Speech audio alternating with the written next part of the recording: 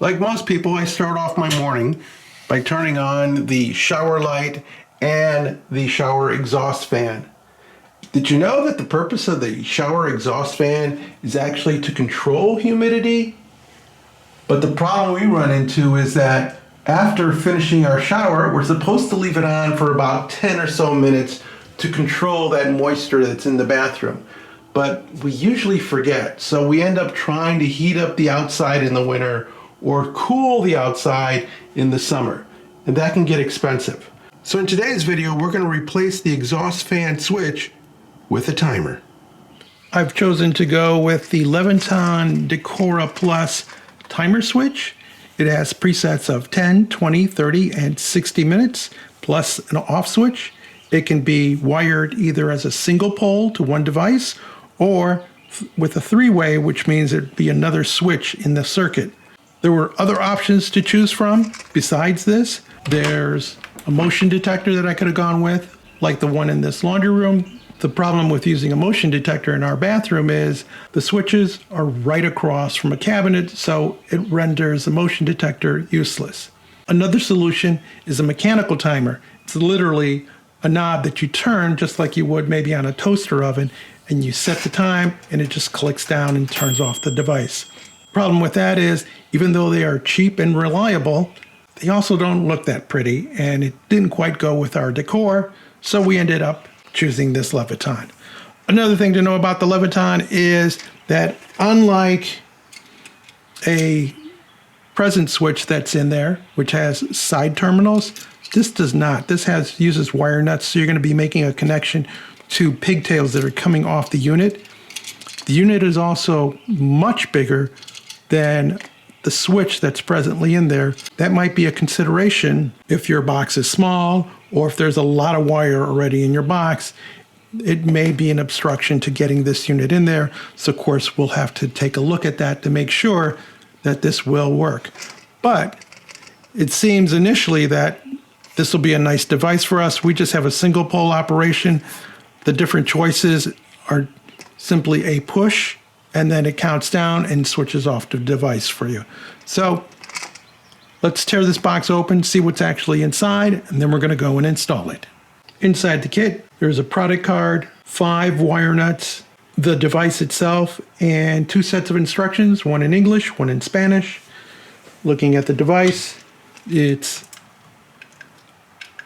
a click to push, and then it springs back.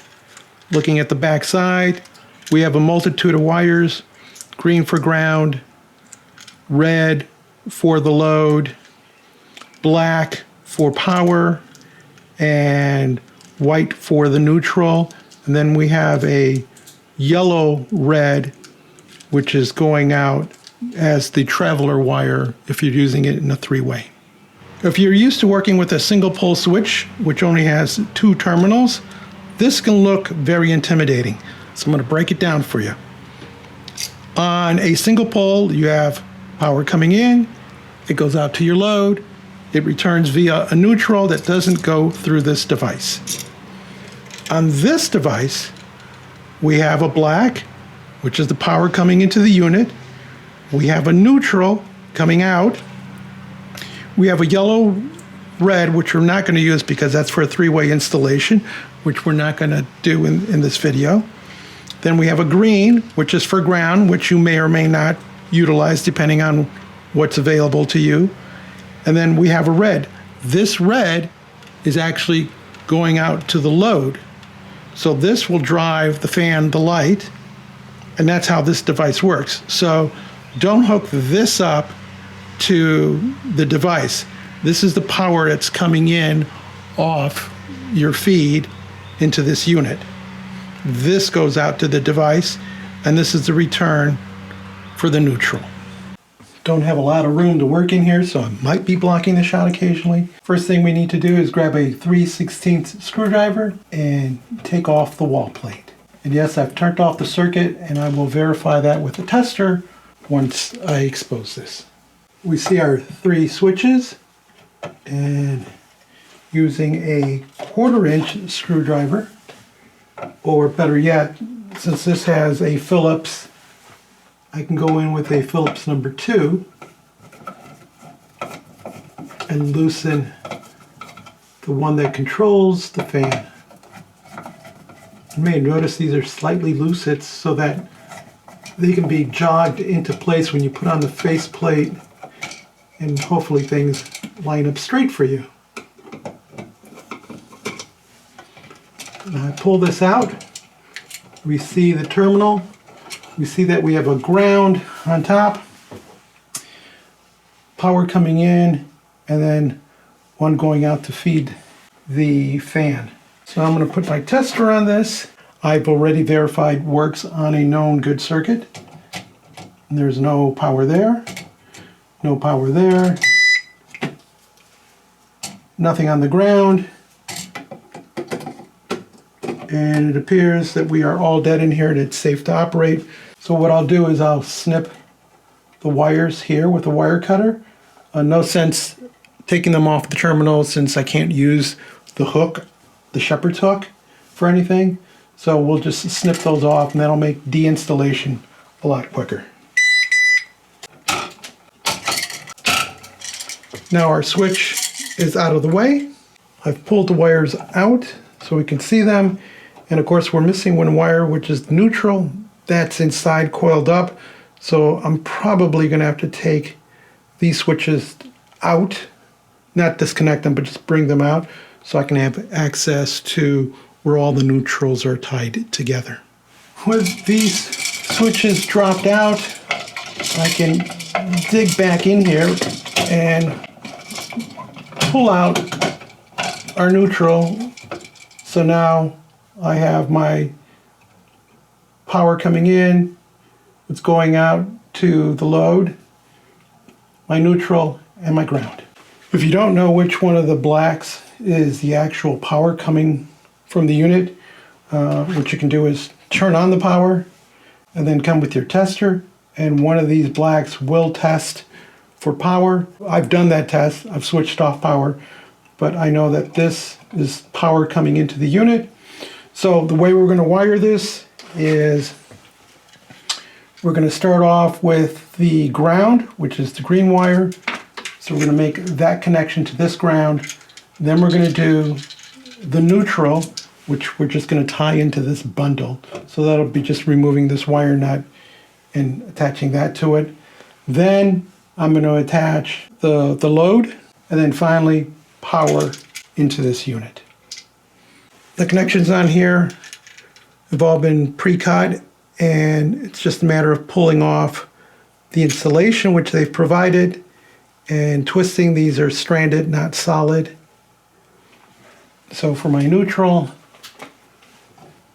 I would just twist that off, and you see how the electrician did a twist on that.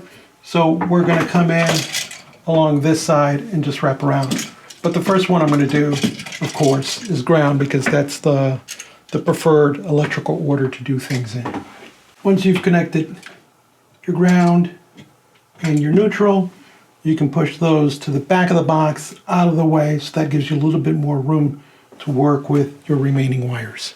We've made our connection to the load wire, and you'll notice that there is 2 wraps here. So not only do I turn the wire nut until it's really tight, but it also will end up twisting the wire. So you should be able to pull on this and not have anything come out.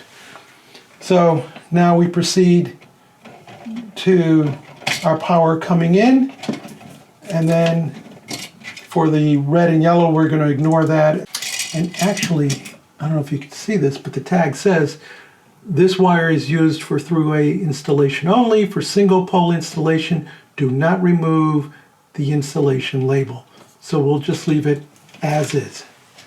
Once you've secured your power connection, now you're ready to stuff all the wire back in there. Make sure that you leave some room around the back of the box, since this one's thicker than the other one. So make sure all your ground wires and your neutrals are as far back as possible. And then we'll just get these back in place and clean up our little mess. I've installed the 2 switches plus our timer, and you'll notice that they're not all the way screwed down. There's just a little bit of play so that when I go to put that wall plate in position, if I need to adjust left and right, I can do that. Same thing with this, although I want to get this as far back to the wall as I can. And again, because it's thick and there's wiring back there, it doesn't always want to do that. So this might end up being just a little tighter than I would, but I can always make adjustments with loosening the screwdriver. I just want to make sure that they're about as far back as they can go, and then we're ready to try sizing on the wall plate. And so what I look for is to see how things are lining up. So this needs to go further that way. Plus they may be tilted out or inward, so you'll need to make that adjustment. So that's a little bit of work to get that done. I can see this needs to come back a little bit. And you know, actually the new Leviton switches that they make that use levers include guides. I'll put a link in the description for that. But those are real cool because they actually butt up against each other. So this spacing and twisting is pretty much eliminated with the new Leviton switches and outlets. We'll make a few more adjustments to the devices, then we'll be able to install the wall plate. With the wall plate back on, we're looking for fairly even, twisted around. So now we're ready to switch on the power. With the power on, I kill my work light, and we notice that there is a little LED that's on. So the first thing I'm going to do is just make sure the other switches are working correctly. So that's the light to the medicine cabinet. This is the light to the shower. And then finally, this is our timer for the exhaust fan. Now you notice that there is no indicator which one you've pressed. But even if you hit the longest one, at least you know that it's going to time out at 60 minutes and it's not going to run all day. I misspoke on the LEDs. Actually, when you press a button, you do get an LED indication of what setting you've selected. The problem for me is it's blocked because there's only one way to that switch, and that's from this side. So we'll never see it, but it's fine. Regardless of which one you pick, you know, you can just allow it to time out, or you can always come in manually and just hit the off button. If you found this video interesting or useful, give us a thumbs up, leave us a comment, join the subscription team, and as always, thank you ever so much for watching.